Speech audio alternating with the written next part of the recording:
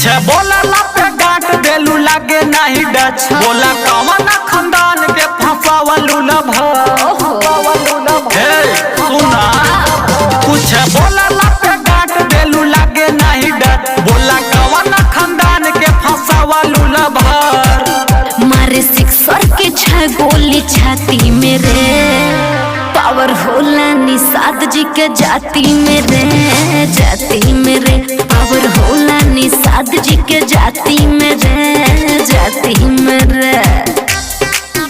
power होला निषाद जी के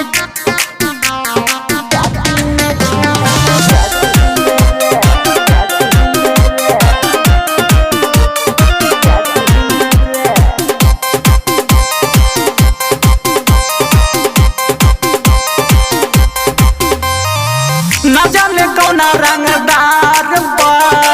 बटे घमंड तोरा यार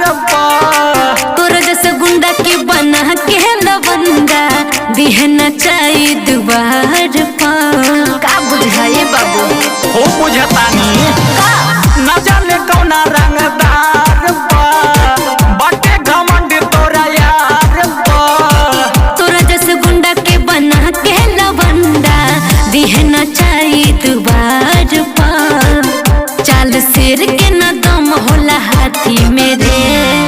मारे सिक्सर के 6 गोली छाती में रे पावर होला निषाद जी के जाति में रे पावर होला निषाद जी के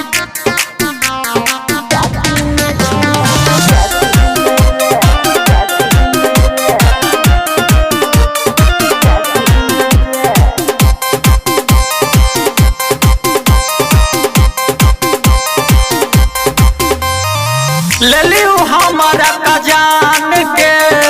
बंद कर अपना गुमान के पढ़ते सोझाठों के लगबे सलामी राहुल विनोद निषाद के समझ में आ ना अरे बोलाओ ना हम देखे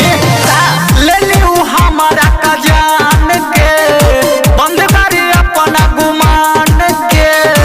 पढ़ते सोझाठों के लगबे सलामी राहुल विनोद निषाद के सोनुआ जमीला दी है माटी मेरे